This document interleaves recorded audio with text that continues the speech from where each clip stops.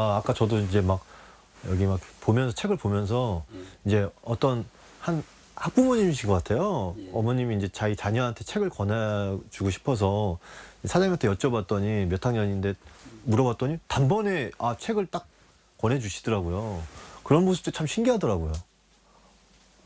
일단은 책이 이제 뭐 일단 좋은 책을 많이 추천을 받아도 네. 우리 아이인데 잘 맞는 책을 이제 선택을 해야 되니까 네. 우리 아이 연령에 잘 맞고 우리 아이 수준에 잘 맞는 책을 이제 선택을 해야 되니까 이제 그 가이드만 제가 해드리는 겁니다. 아니 근데 너무 친절하게 잘 설명해 주시니까 아까 그 어머님이 맞아요 공감하시면서 그래서 한번 아이한테 먼저 보여주고 구매해도 되겠냐고 막 이렇게 여쭤보시는 게 참 이게 다른 어떤 대형 서점에서는 이제 볼 수 없는 그런 광경인 것 같아요.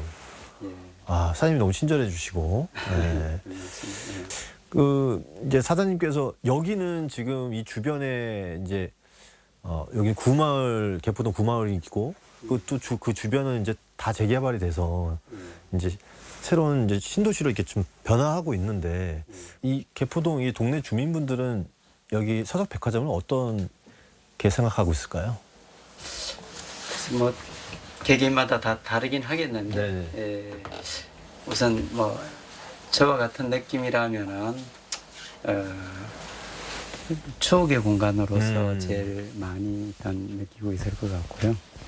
타지로 나갔다가 또 아니면 외국으로 갔다가 이제 부모님들 뵈러 오면은 자기 그 학창 시절의 추억이 있는 곳을 이제 한 번씩 들려서 추억의 정을 느끼고 가시는 분들도 있고 일부러 찾아오시는 분들이 꽤 많아요. 뭐 저도 뭐 이제 서점 하면서 보람이라면은 제가 그 추억의 공간을 늘 유지하면서 이렇게 자리매김을 하는 게 저 나름대로 그 의미 있는 보람이죠. Owner Chung Do-hyun hopes that this place will always be a warm comfort and a source of memories for someone.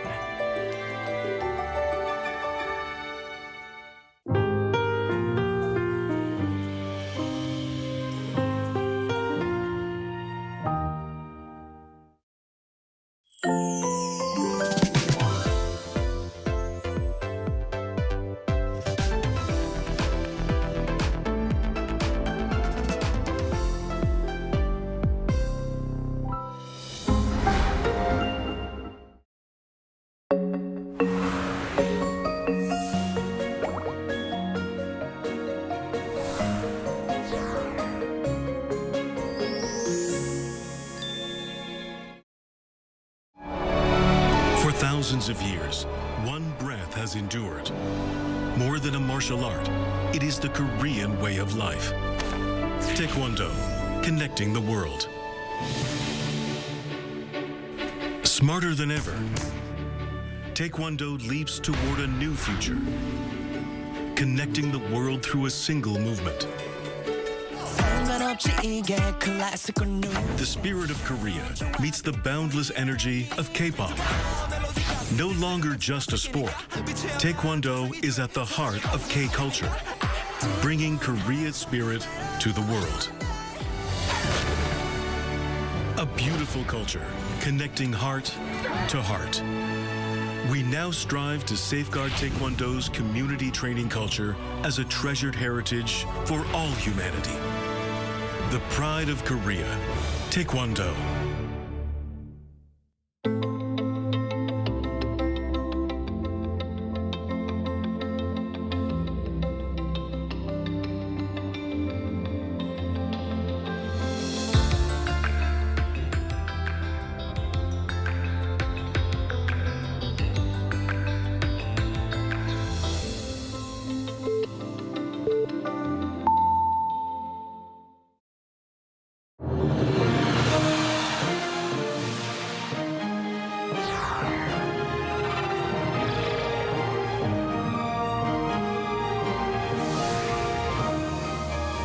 Hello and welcome to our morning edition of Arirang News. We begin with these stories making the headlines at this hour. U.S. President Donald Trump is reportedly pushing aid for a meeting with North Korean leader Kim Jong Un as soon as this fall, during his next trip to Asia for an APEC meeting in China in November. This comes after he recently ordered the Pentagon to scale back joint military drills with South Korea. And the U.S. leader also says there are no talks or conversations taking place or scheduled with Iran. Meanwhile, as the standoff over the Strait of Hormuz continues, Tehran says the waterway will remain closed until the U.S. meets conditions outlined in the interim agreement reached in June. Chinese Foreign Minister Wang Yi is set to visit South Korea later today for the first time in 5 years. He is set to meet with President Lee Jae-myung and Foreign Minister Cho Hyun to discuss bilateral issues as well as broader regional matters. U.S. President Donald Trump is reportedly pushing aides to arrange a meeting with North Korean leader Kim Jong Un as early as this November, when he's scheduled to be in Asia for an APEC meeting in China. Now, the development comes as South Korea and the United States move to scale back their joint military exercises, with discussions underway over a possible early end to the drills. Our Lee Ji-yeon reports. The Wall Street Journal, citing official sources, said Tuesday that U.S. President Donald Trump is pushing for a meeting with North Korean leader Kim Jong Un as soon as this fall, with the aim of convincing Kim to abandon his country's nuclear weapons program. According to the report, no official planning has begun, but Trump has privately discussed arranging an in-person meeting with Kim, possible in November at the Asia-Pacific Economic Cooperation in Shenzhen, China. Trump's push for a fall meeting with North Korean leader Kim Jong Un come as the U.S. and South Korea move to scale back their joint military drills. The Ulti Freedom Shield exercise, originally scheduled to run through August 27, could be significantly scaled back and end as early as this week. The changes come after President Trump instructed the Pentagon on Sunday to substantially reduce the joint military exercises with South Korea. On the second day of the exercise, General Xavier Brunson visited the Ministry of National Defense in Seoul, where he met with Defense Minister An Gyu-baek. A total of 14 joint field training exercises had been planned for this year, but those drills are now expected to be held separately or conducted solely in South Korean forces. The first phase of the Ulti Freedom Shield exercise, currently underway and focused on defensive operations, was scheduled to run through August 21st. Military authorities are reportedly moving toward not conducting the second phase as planned. The second phase, focusing on counteroffensive operations, was set to run from August 23rd through 27 and has routinely drawn condemnation from North Korea, which has portrayed it as a rehearsal for an invasion of the North. The development comes amid broader questions over Washington's military commitment to its allies. According to Axios, South Korea is the latest U.S. ally to face pressure from President Trump as his administration takes a more transactional approach to security partnerships. Lee Ji-yeon, Arirang News. Meanwhile, North Korea is threatening stronger countermeasures in response to the ongoing South Korea-U.S. Ulti Freedom Shield military exercise. In a commentary carried Wednesday by the state-run Korean Central News Agency, Pyongyang said the drills are becoming increasingly dangerous and warned that it will respond to what it calls evolving military threats with new and evolved strength. The KCNA also criticized the participation of the United Nations Command, claiming it signals an expansion of the command's combat role. The statement did not mention U.S. President Donald Trump's recent directive to scale back joint exercises with South Korea, or ongoing discussions between Seoul and Washington on reducing the drills.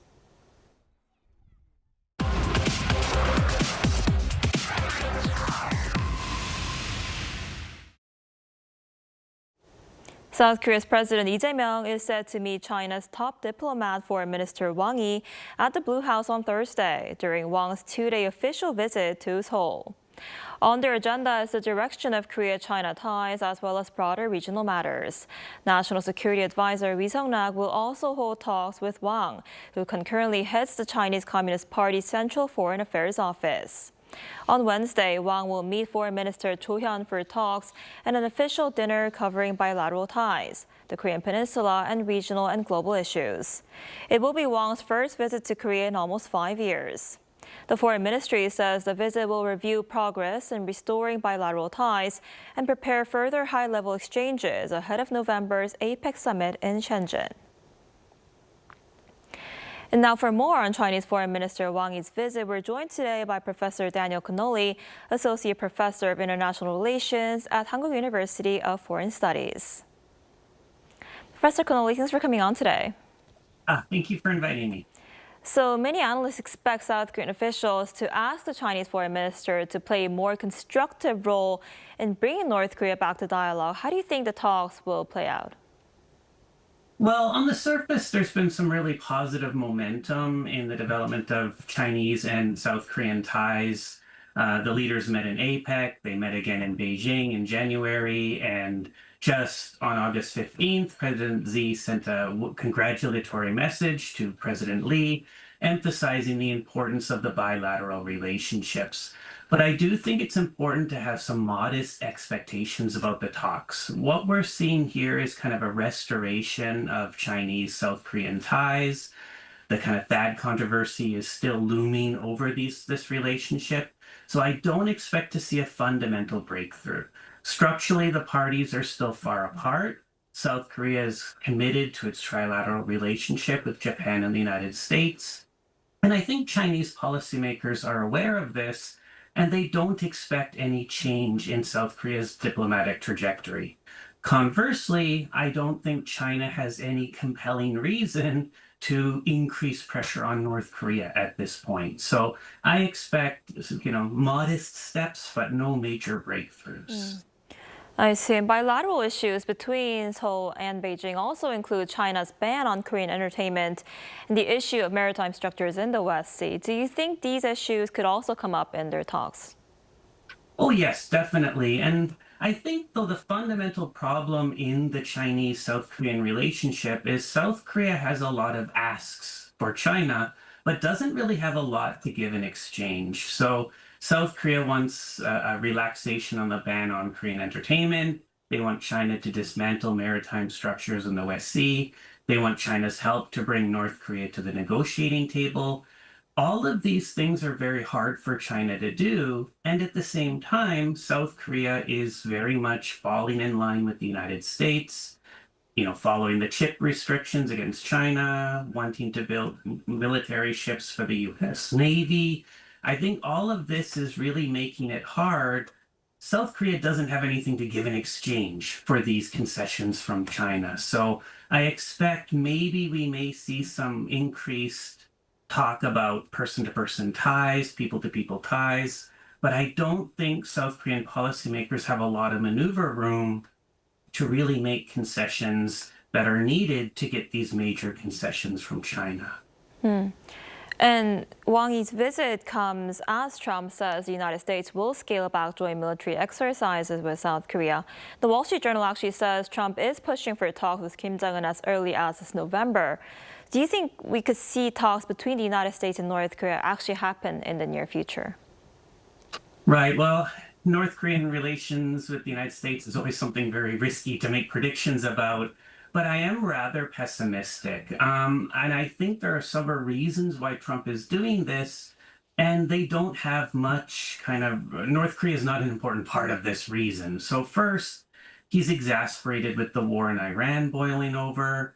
So he's trying to maybe make an outreach to North Korea. This will look good for the midterms.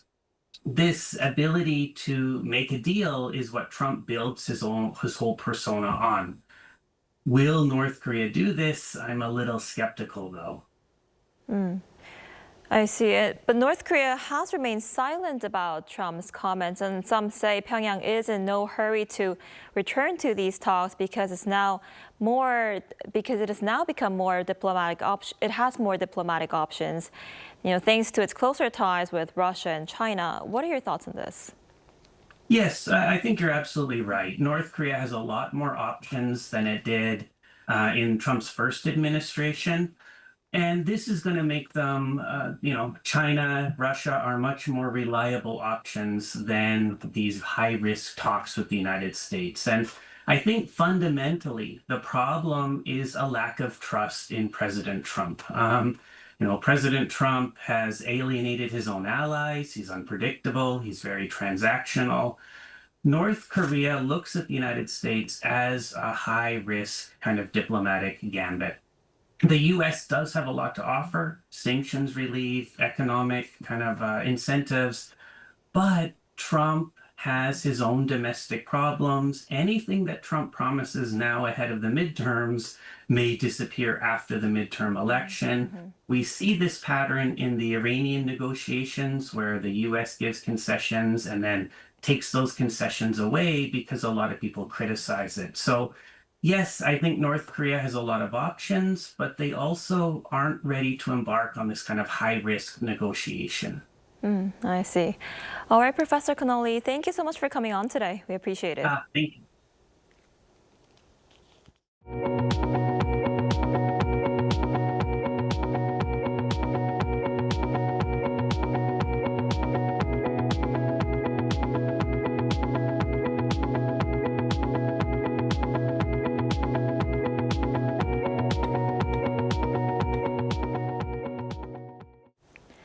U.S. President Donald Trump says the United States is not holding talks with Iran, despite earlier claims that negotiations were underway. The statement comes as tensions remain high over the Strait of Hormuz and efforts to reach a permanent end to the war. Our Lee Seung-jae reports. U.S. President Donald Trump says Washington is not currently holding talks with Iran and has no plans to begin new negotiations, contradicting his earlier claims that the two sides had been in active discussions. In a Truth Social post Tuesday, Trump said there are no talks or conversations taking place or scheduled with Tehran. At the same time, Trump insisted that the U.S. naval blockade remains in effect and that the Strait of Hormuz is open and operating. He also said all water mines in the strategic waterway have either been removed or detonated. Shipping through the Strait of Hormuz has been severely disrupted since the war began, partly because of the threat posed by Iranian mines. The United States launched a mine-clearing operation in April in an effort to establish safe passage through the waterway. But Tehran disputes Trump's claims that the strait is fully open. Iranian Parliament Speaker Mohammad Bagher Khalibaf said Tuesday that the Strait of Hormuz will remain closed until Washington meets conditions contained in an interim agreement reached in June. And let me make it clear, until America implements its commitments under the Memorandum of Understanding, including lifting the blockade on the release of frozen assets, lifting the oil sanctions, ending threats and military operations on all fronts, and other conditions that America has agreed to under the understanding, the strait will not be reopened. That agreement, signed on June 17th, was intended to end hostilities and create a path toward a broader settlement. But it quickly began to unravel over disagreements surrounding control over the Strait of Hormuz, a crucial shipping route that carried about 1/5 of global oil and liquefied natural gas supplies before the war. Iranian Foreign Minister Abbas Araghchi also said Tehran will not accept another temporary ceasefire and is instead seeking a permanent end to the nearly 6-month conflict. Araghchi said Qatar and Pakistan have played important mediation roles, but stressed that contacts between Iran and the United States have not amounted to formal negotiations. The 60-day negotiating period proposed by Washington expired Monday without a permanent agreement. Lee Seung-jae, Arirang News.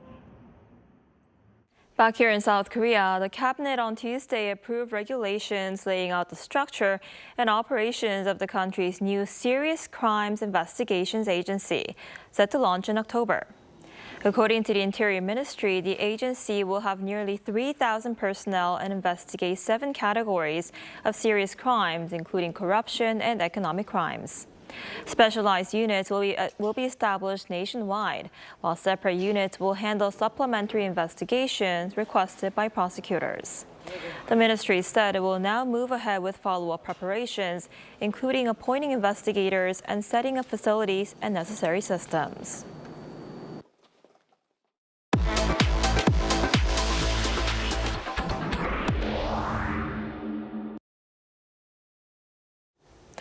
South Korea is accelerating its push to become a global AI powerhouse, with major projects now taking shape across the country.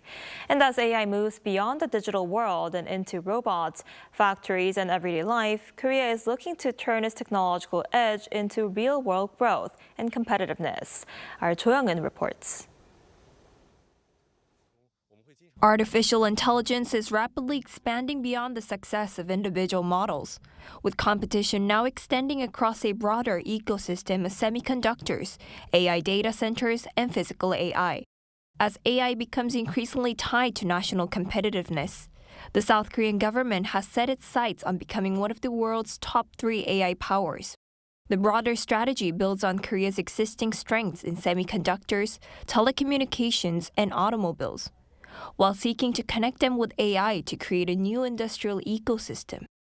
소재 부품 장비 등 산업 생태계 전반을 함께 지원할 방안, 그리고 나아가서 피지컬 AI의 발전이 제조, 인공지능 전환의 역량 강화로 이어지는 산업 대도약 전략이 반드시 필요합니다. Last month, President Lee also held a series of meetings with global big tech leaders and unveiled the San Francisco AI Declaration, signaling the ambition to position Korea as an indispensable player in the global AI supply chain. Experts say securing a leading position in the global AI race means more than developments in technology and innovation. The first is how well equipped Korea is with infrastructure such as data centers. Then AI models are built on top of that, followed by data, and then the broader adoption of AI across industries to build industrial competitiveness. With all 4 of these elements, Korea can be considered competitive. The expansion of AI infrastructure is also closely tied to talent, making advanced computing and research infrastructure essential to retaining domestic AI talent and creating the foundation for further growth. The goal is to turn these investments into stronger industries and ultimately greater export competitiveness. As Korea already has a strong competitive edge in manufacturing, experts say integrating AI into industries where Korea has established expertise could provide a more practical path towards strengthening its position in the global market. In the short term, securing industrial competitiveness is what matters. Even at the current level, Korea can build competitiveness by taking a full stack approach. There should be a focus on areas that the country is already good at, such as manufacturing, and find ways to integrate AI into those industries and turn that into exports. As AI rapidly reshapes industries around the world, Korea's challenge is to move beyond developing individual technologies and build an ecosystem that connects infrastructure, talent, and industry, turning its AI ambitions into tangible industrial competitiveness. Jo Young-in, Arirang News.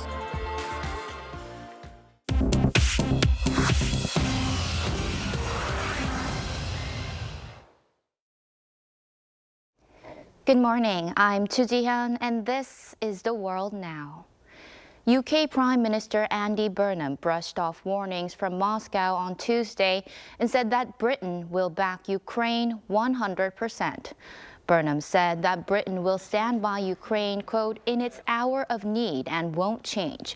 This comes after the Russian embassy in London said that Britain's actions will inevitably carry consequences for which it will have to answer. Russia's warning followed a report in the Times newspaper on Saturday that British-made drones had been used for long-range strikes inside Russia for the first time. The UK Ministry of Defence has not confirmed whether British drones were used. Back in June, London said it would supply 150,000 drones to Ukraine by the end of 2026. In the Philippines, a high school student shot and killed a classmate before taking his own life. Officials say he live-streamed part of the attack using a body-worn camera. Police said the student walked into the high school building on the Ateneo de Zamboanga campus on Tuesday with 2 pistols. He fired at a teacher and missed, then shot and killed the student before killing himself. 2 others were hurt and hundreds of students were evacuated. The Interior Secretary said on Tuesday that the student streamed part of the attack on Facebook Live. One of the pistols belonged to his father, a customs police commander who may face administrative charges. In Spain, 3 more earthquakes on Tuesday shook the southern province of Granada. Each one measured above magnitude 4. At least 3 people were lightly injured, and one of them, a minor, was taken to the hospital. Authorities restricted tourist access to parts of Alhambra, the medieval palace fortress above the city. The province closed museums, sports facilities, and administrative buildings. Some residential buildings were left with large cracks in their walls. The tremors follow a magnitude 5 quake that hit Granada on Saturday. In the United States, Frank Beard, the drummer for the blues rock band ZZ Top, has died at the age of 77. The band said he died on Monday in hospice care at his ranch in Texas with family at his side. The cause of death was not specified. Beard played with ZZ Top for 6 decades. The band formed in 1969 and released 15 studio albums with hits like Gimme All Your Lovin'. ZZ Top called off 2 shows this week, but planned to be back on stage over the weekend in Austin, Texas, at one of Frank's favorite venues.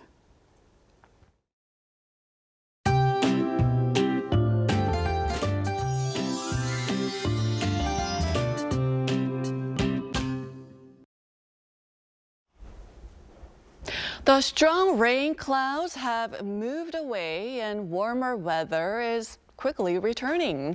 Most regions of the country are now under heat wave advisories, while scattered showers continue to develop. And overnight heat has also returned to near tropical night levels, with afternoon temperatures set to hover around 33 degrees Celsius in most parts of Korea. Meanwhile, the Jeollado provinces will continue to see rain through the morning, with up to 40 millimeters expected. Then there will be sudden showers later today, with 5 to 60 millimeters expected, possibly with thunderstorms. Now, the amount of rain will vary depending on where you are, so be sure to keep an umbrella handy. Afternoon highs will be similar to yesterday in most parts of Korea, with a high of 32 degrees Celsius here in the capital and Daegu, Busan, while Chuncheon, Gyeongju, Daejeon, Gwangju will be getting up to 33 degrees Celsius. But feels like temperatures will be a couple of degrees higher along with that high humidity. Then another round of rain is on the way. Rain will begin across central Korea from Friday evening and continue into Saturday morning. So for now, it's a combination of heat, humidity, and scattered showers.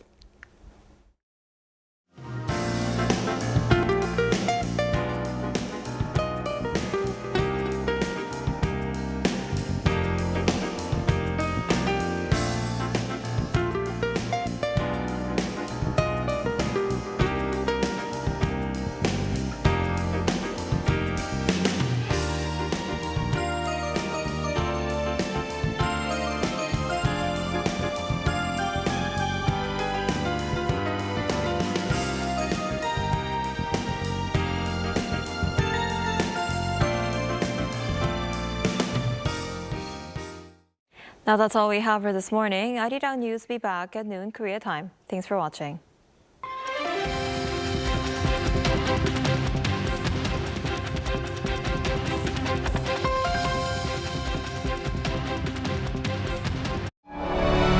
For thousands of years, one breath has endured.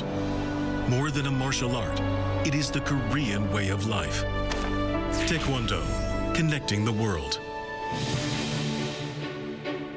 Smarter than ever, Taekwondo leaps toward a new future, connecting the world through a single movement.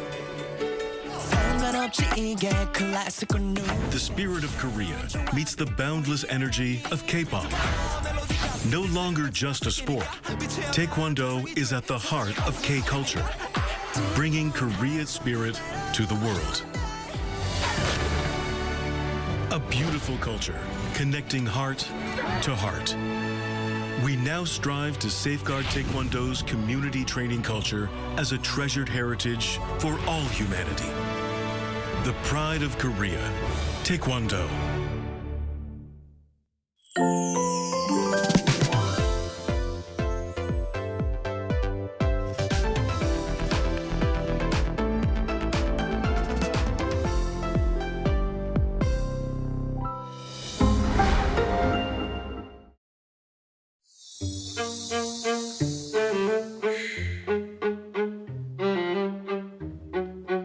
Whoever wears the crown must bear its weight.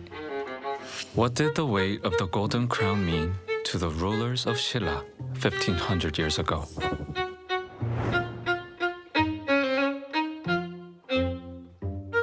When it was first excavated, the golden crown was found flattened and folded into a cone shape, covering the face of the deceased. This dazzling artifact, was it merely a funerary object placed to guard the tomb, or a true crown that once stood at the very peak of living power? Those who believe it was worn point to its tree-shaped ornaments, arguing that silver was mixed in, allowing the decorations to stand firm without bending.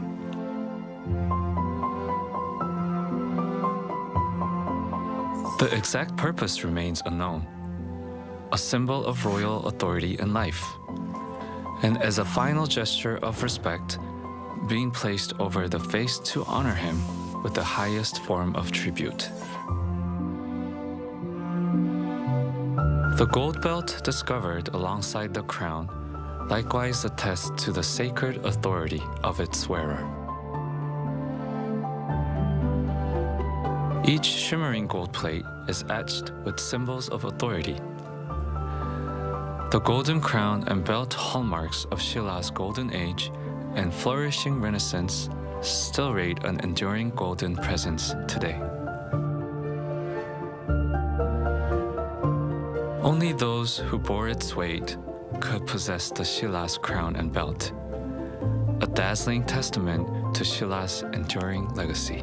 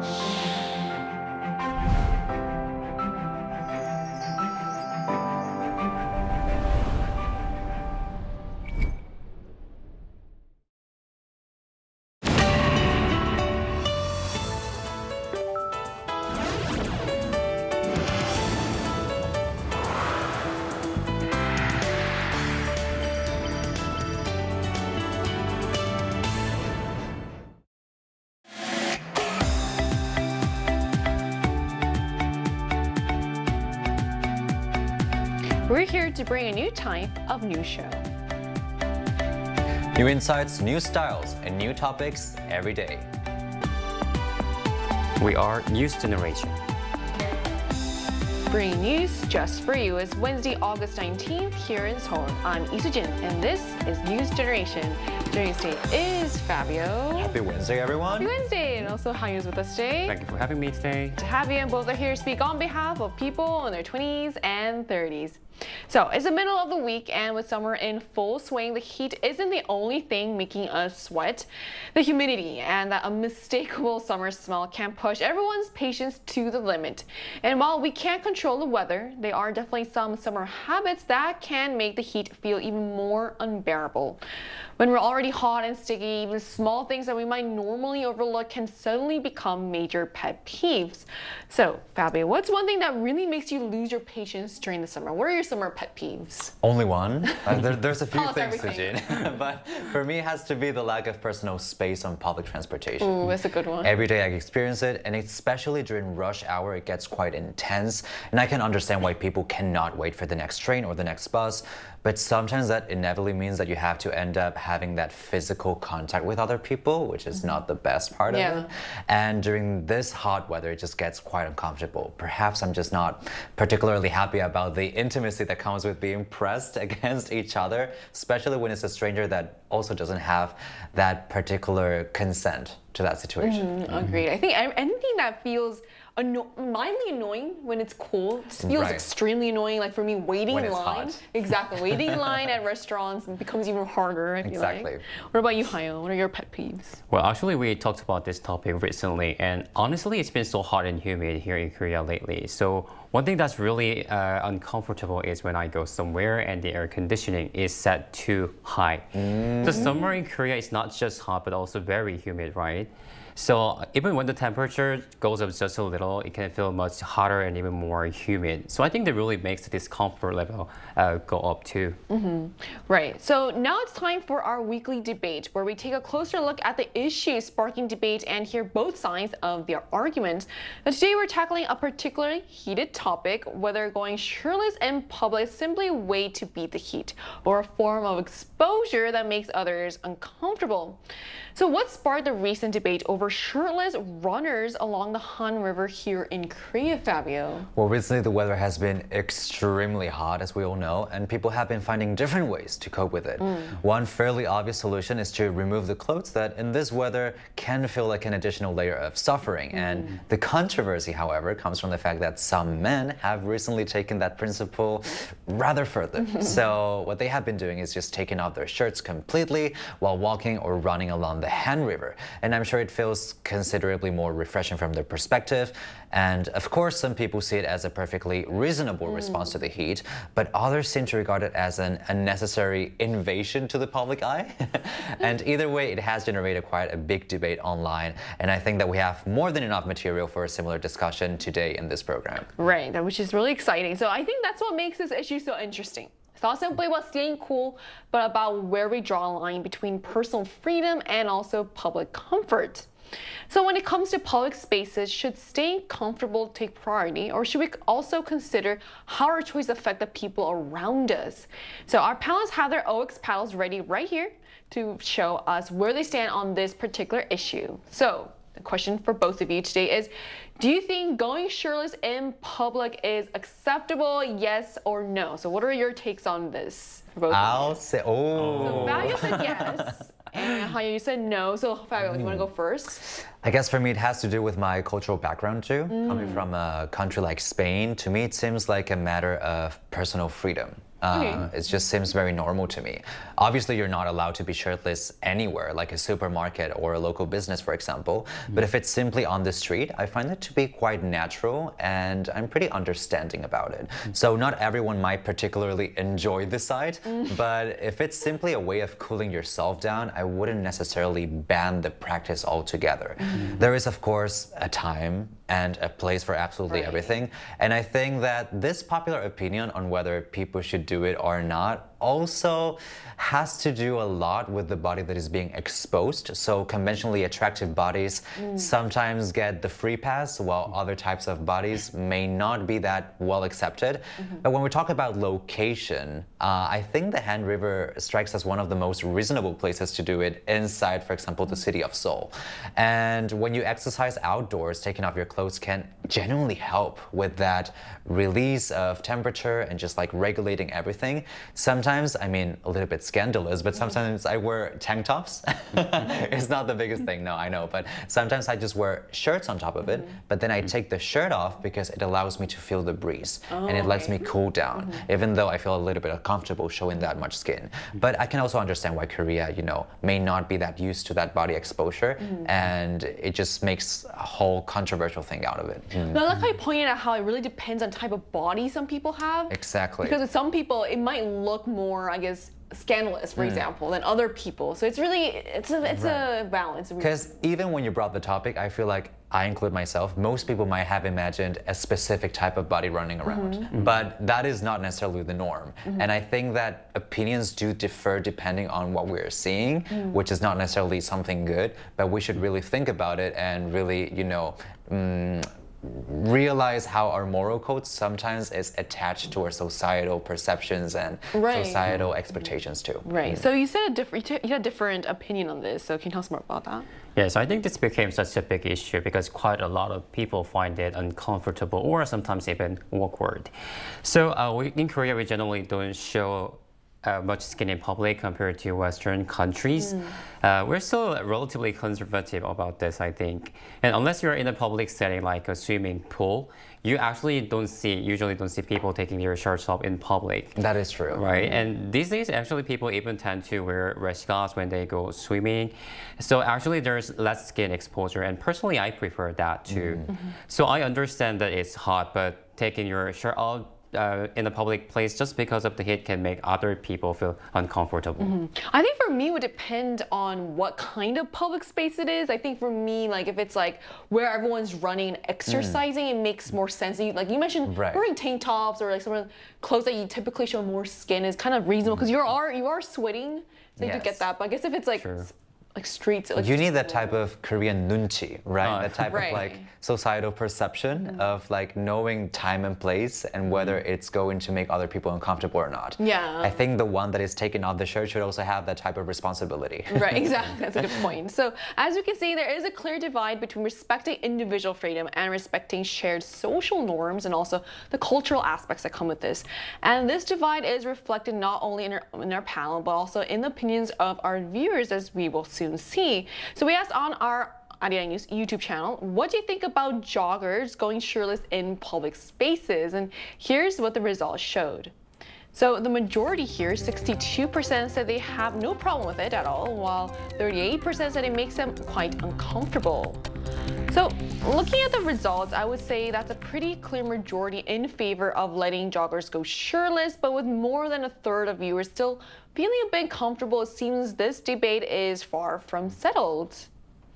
And the debate doesn't stop at just shirtless joggers. So swimwear itself, so I kind of mentioned that about rash guards and also swimwear here in Korea. So this has also sparked controversy over where it's appropriate to wear it. So where should people draw the line when wearing swimwear outside the beach? So Hai, what are your thoughts on this? There's also been a lot of debate online about how much you can go in public wearing a swimsuit during the summer. And in particular, they're having quite a few discussions about Haeundae in Busan, which the beach is right in the middle of the city center. And so you have the beach, but right next to it, you also have cafes, restaurants, and stores, and also everyday businesses there. And recently, there was even a story about someone trying to enter a cafe near Haeundae, but was asked to wait outside because of what she was wearing. And I think that's what makes the issue harder to define. You're technically still in a beach area, but at the same time, there are also places where people work and go about their everyday lives.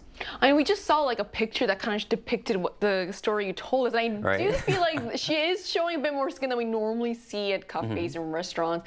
So, I mean, this question becomes especially complicated in places where the beach and everyday life exist side by side, such as places like Haeundae and Busan. So once again, our pals are going to bring out their OX paddles to show us where they stand on this. So the question I have is it okay to enter businesses near the beach in swimwear, yes or no? So what are your answers for this? So, actually, so you're on the fence of this for Fabio, and you're pretty set on saying yeah. Yes. So can you tell us about that? Yes, of course. So if I were a resident of Haeundae, I think I could understand it to some extent because it's a unique area, like, where the beach is right next to all these shops and businesses as well. And a swimsuit is still a type of clothing, I think. So it's not like you're completely naked. So maybe we could be a little more accepting of it, just like we don't find it strange to see people wearing swimsuits at a resort. Oh, that's a good comparison. And in fact, even some large supermarkets in Haeundae, they often have customers coming in wearing swimsuits, even though some of them are about a 20-minute walk from the beach. Oh, okay. So you're on the fence about this. So tell us why. Because I mean, I'm still in the Western mindset right now. I'm not thinking about Korean swimsuits. I'm thinking about Western swimsuits. So mostly bikinis or shirtless men. And so I think it really depends on the type of cafe or restaurant we are talking about. For example, in Spain, we have the concept of chiringuitos, which are this type of bars or restaurants that are on top of the sand right next to the beach. So that is the perfect space and the perfect spot to do so. However, if you go to a chain cafe that is just across the street from the beach, even if it's still very close by, you know, just ordering a matcha latte in a bikini doesn't feel reasonable. So when it comes to an ordinary commercial area, a swimsuit is still a very revealing piece of clothing. And although I generally support their freedom to wear whatever you want, I think there's a time and place for everyone, for absolutely everything. And even in European countries, even though we have been talking about how exposure is a little bit more welcome on this Western cultures, you often find that supermarkets and other businesses near the beach have these signs that say that you cannot enter without a shirt. It's surprising that you can see that in European countries. Exactly, or without, if you enter without a bikini, you might not be, you know, it might be, they might ban the entrance basically. We have other examples, for example, in the French resort destination of Corsica, for example, walking around the streets in a bikini or a swimsuit is actually prohibited. And in Sorrento, Italy, you can even be fined for walking around in a swimsuit outside of a designated area. So you might be surprised to see how these countries where exposure is pretty welcome also have these restrictions. Thank you for pointing that out, because I feel like a lot of people might think because Korea is just typically seen as a very conservative country, but I guess it's not just a cultural thing anymore. It's it more exists of pretty much everywhere. Yeah, it's more about the TPO, like you said. So on one hand, there's the idea that swimmer belongs at the beach, but on the other, Haeundae is a unique environment where the beach is literally part of the neighborhood, and that certainly makes the boundaries a little blurrier. So we also wanted to hear directly from our viewers. So I ran a poll on our YouTube channel asking, what do you think about entering businesses near the beach in swimwear? So the majority, when we took a look at the results, showed that 73% said it's okay, while 27% said it makes them uncomfortable. So that's a more decisive result, with nearly 3 out of 4 viewers being comfortable with it. However, still over a quarter of participants still felt uncomfortable with the idea, which raises the question of where we draw the line between where the beach ends and everyday public space begins. So the debate over what's appropriate in public doesn't end at swimwear. One of summer's biggest festivals right here in Korea is called the Water Bomb Festival. And this has also sparked a lot of controversy over how much exposure is too much. So our panelists will bring our OX paddles one last time to weigh in on this particular issue. So do revealing outfits and suggestive performances go too far at the Water Bomb Festival, yes or no? What are your thoughts on this? So, really? You say no, they do not. How you said they do. So tell us about this. Yeah, actually last month there was a lot of buzz around the revealing outfits and provocative performances by both male and female artists at Water Bomb. And you know, since performing at Water Bomb actually can really boost an artist's popularity. So there are concerns that it's leading to more like competition over how much artists have to reveal, and increasingly more provocative performances. And the thing is, the photos and videos from the festival actually spread very quickly on social media. So even though it's an event intended for adults, young children can still come across that content online very easily, right? So what I want to say is that's why some people feel that performances that are too sexual or provocative can be inappropriate. Right, and this is I feel like one of the few, I guess, performances or music festivals where artists are expected to come out in swimsuits, but I guess it has become quite controversial because people have been pushing in line because it has these videos do go viral because it's so rare to see artists do that. I actually really see that point because now I understand how maybe artists can also feel pressure to just go through that trend just to get that type of exposure. But at the same time, those videos circulate around the internet and anyone can see them. Right. But when I was thinking about it, after all, it is just an adults-only festival. And I'm sure that is not necessarily a great moral emergency right now. I even suspect that the freedom that comes with that exposure is actually part of the reasons why people go to the festival itself. They kind of want to experience that atmosphere. And you could essentially think of it as just like a cool pool party for adults. Right. But water bomb may seem certainly provocative by Korean standards. But if you look at other festivals, especially summer festivals in the West, you have events like Coachella. And in these events, you have pop artists who have been showing considerable amounts of skin for years. And nobody particularly treats it as a crisis in decency. Most Western artists actually have a lot of skin exposure and do a lot of provocative dances or provocative concepts. And so for me, water bomb just seems like one of the only opportunities for Korean pop artists to, be a little bit more daring when it comes to showing skin. I feel like it's their only comfort spot if they want to do so. And in many other shows and platforms, they don't really have that freedom. And so if anything, for me, the unusualness of this becomes the good thing about it, because it's just an exception inside the Korean industry, is not the norm. And so if it's just a one-time chance once a year for the artists to do whatever they want and wear whatever they want, I fully support it. But I can also see how there's a problem of them probably being feeling a little bit forced to do so, or just having that type of pressure. And I think now what's funny is that because that pressure was there, maybe it was because of that pressure, that unspoken pressure that was there. There was one artist that actually went viral for not showing any skin. She actually wore like a bodysuit and a tight bodysuit, but it didn't show any of her skin, and that actually got more attention. Right. So it's kind of interesting what this has led to. That is very interesting. So once again, we're seeing the same tension between individual freedom and public standards. While some see these performances as part of the festival experience, others question whether there should be limits, especially when the content can easily spread beyond the event itself. And we wanted to hear what our viewers think about this as well. So we asked on our channel, what do you think about revealing outfits and suggested performances at the Waterbomb Festival?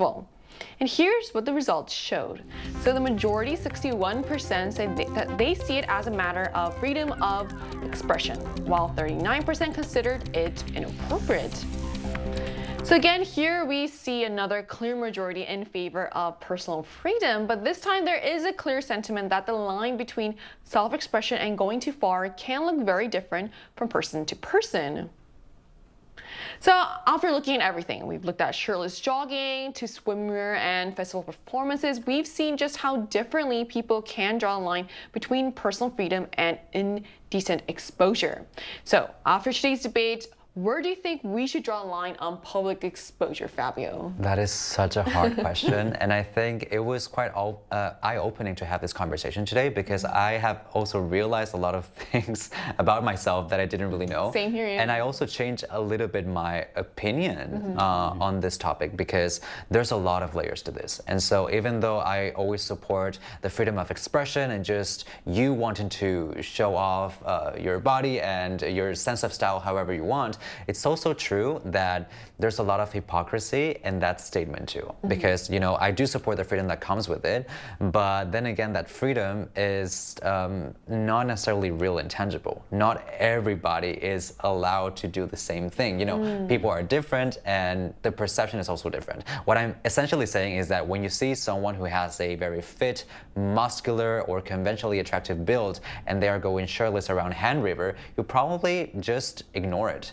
Just don't think anything special about it. But when you see a type that is not necessarily the ideal, or a body type that is just not that conventional, it definitely strikes your eyes, and that's when judgment starts for a lot of people. And I think that becomes a deeper problem rather than the exposure itself. And so I think that we are reacting to whether exposure should be allowed or not, but I think the layers behind that reveal a darker truth about the way that we think about people. I think we should focus on that topic a little bit more, maybe next time or on our own. But I still prefer to advocate for the freedom that comes with just, you know, releasing yourself however you need, especially when the weather is so hot, because let's be real, summer in Korea has been quite terrible so far. But I can also understand how a more conservative approach like the one that Hayur brought today can also be quite effective, because it treats everybody equally. You know, when you say, okay, no swimsuit allowed, or for example, we are not going shirtless around Han River, everyone has to follow the same dress code. But when that doesn't exist, the judgment feels different.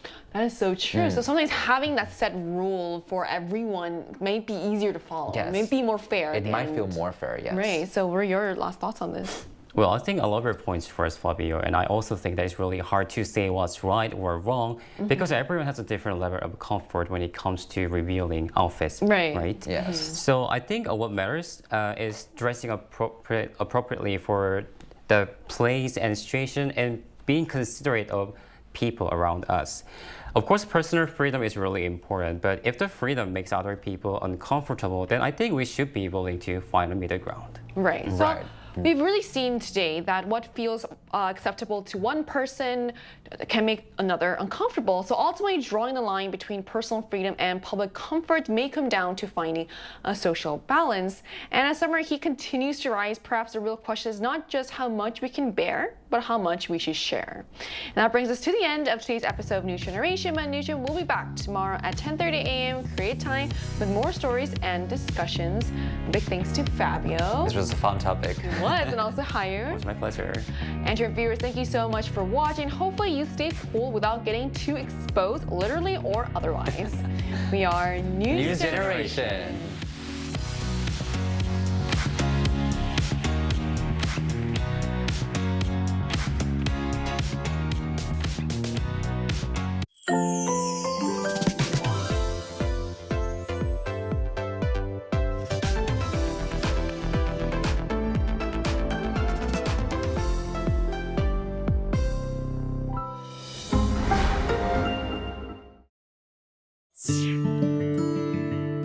오늘은 대한민국 임시정부를 이끌었던 김구 선생님의 백범일지를 살펴볼 거예요. 그분이 평생을 바쳐지키려 했던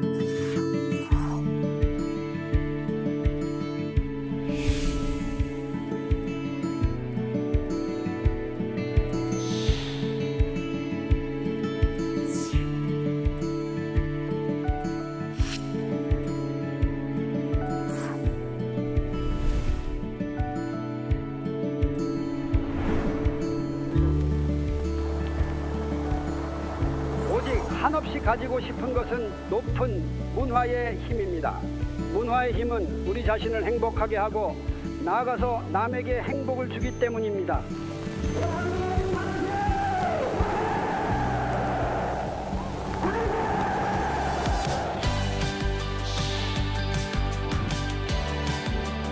나는 우리나라가 세계에서 가장 아름다운 나라가 되기를 원합니다.